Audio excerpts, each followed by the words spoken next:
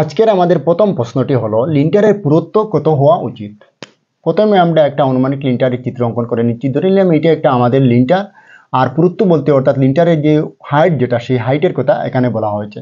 আর সেই লিন্টারের হাইটটা হবে, আমরা সেন্টিমিটারে যদি যাই তাহলে সেই জায়গায় আমাদের সেন্টিমিটার হবে 15 সেন্টিমিটার। 15 সেন্টিমিটারটাকে যদি আমরা ইঞ্চিতে নিয়ে যাই তাহলে সেই জায়গায় আমাদের ইঞ্চি দাঁড়াবে 6 ইঞ্চি, অর্থাৎ লিন্টারের হাইটটা আমাদের 6 ইঞ্চি হবে বা 15 সেন্টিমিটার হবে। এবারে আমরা চলে আসছি দ্বিতীয় প্রশ্নটি। দ্বিতীয় প্রশ্নটি হলো চৌকাঠের সাইজ কত হওয়া প্রয়োজন। প্রথমে আমরা একটা আনুমানিক চৌকাঠের চিত্র অঙ্কন করে নিচ্ছি। ধরে নিলাম এটা একটা আমাদের চৌকাঠ, আর এখানে সাইজ বলতে এই যে চৌকাঠে যে কাঠ ব্যবহার করা হয়েছে সেই কাঠের কথা এখানে বলা হয়েছে। আর সেই কাঠের সাইজটা আমাদের হবে,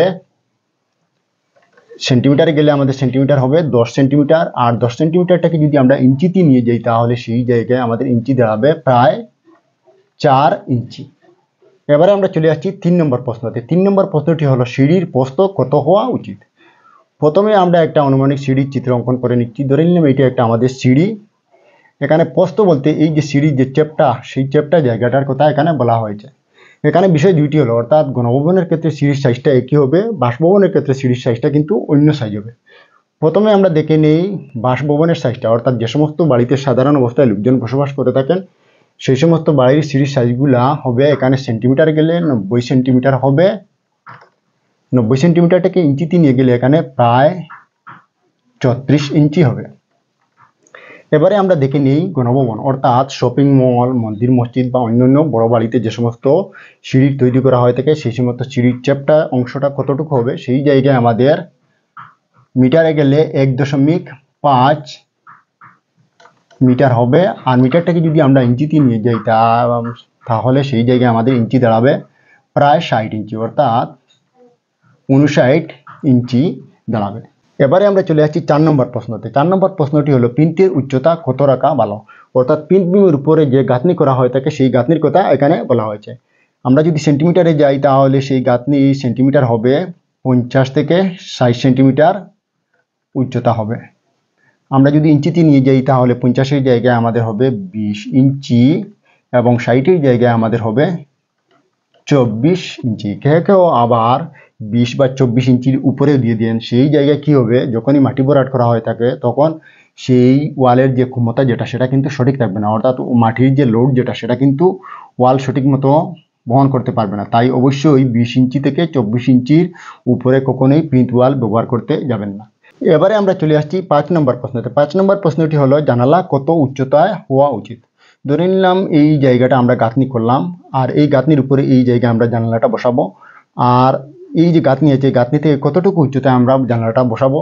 আমরা যদি সেন্টিমিটারে যাই তাহলে সেই জায়গায় আমাদের সেন্টিমিটার দাঁড়াবে 70 থেকে 80 সেন্টিমিটার উপরে আমরা জানালাটা বসাবো, অর্থাৎ এই ওয়াল থেকে 80 সেন্টিমিটার উপরেই আমরা জানলা বসাবো বা 70 সেন্টিমিটার উপরে আমরা জানলা বসাতে পারবো। এখানে 70টাকে যদি আমরা ইঞ্চিতে নিয়ে যাই তাহলে কি হবে, আমাদের 28 ইঞ্চি হবে। 80টাকে যদি আমরা ইঞ্চিতে নিয়ে যাই তাহলে সেই জায়গায় আমাদের ইঞ্চি হবে 32 ইঞ্চি।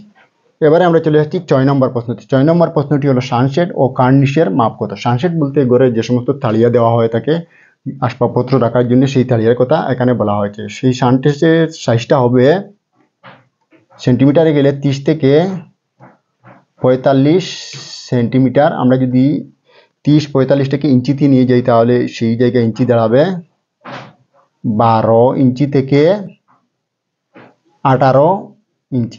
এবারে আমরা কার্নিশে চলে যাচ্ছি। কার্নিশের মাপটা হবে 45 থেকে 60 সেন্টিমিটার। এবারে 45টাকে যদি আমরা ইঞ্চিতে নিয়ে যাই তাহলে সেই জায়গায় আমাদের 18 ইঞ্চি দাঁড়াবে। 60টাকে যদি আমরা ইঞ্চিতে নিয়ে যাই তাহলে সেই জায়গায় আমাদের 24 ইঞ্চি দাঁড়াবে, অর্থাৎ 2 ফিট হবে। এবারে আমরা শেষ প্রশ্নে চলে আসছি, অর্থাৎ 7 নম্বর প্রশ্নটি হলো 1 ব্যাগ হোয়াইট সিমেন্টের ওজন কত। আমরা সাধারণ অবস্থায় যে সমস্ত সিমেন্ট ব্যবহার করে থাকি ওপিসি বা পিপিসি সেই সমস্ত সিমেন্টের ব্যাগের ওজন হয়ে থাকে 50 কেজি, কিন্তু 1 ব্যাগ হোয়াইট সিমেন্টের ওজন হবে 40 কেজি। আশা করি আপনারা বুঝতে পেরেছেন। আমার এই ভিডিওটি বেশি বেশি করে আপনারা শেয়ার করবেন, যদি ভালো লাগে তাহলে একটি লাইক দিয়ে দিবেন। তাহলে আজকের মতো এখানেই, আপনারা সবাই ভালো থাকবেন, সুস্থ থাকবেন, ধন্যবাদ।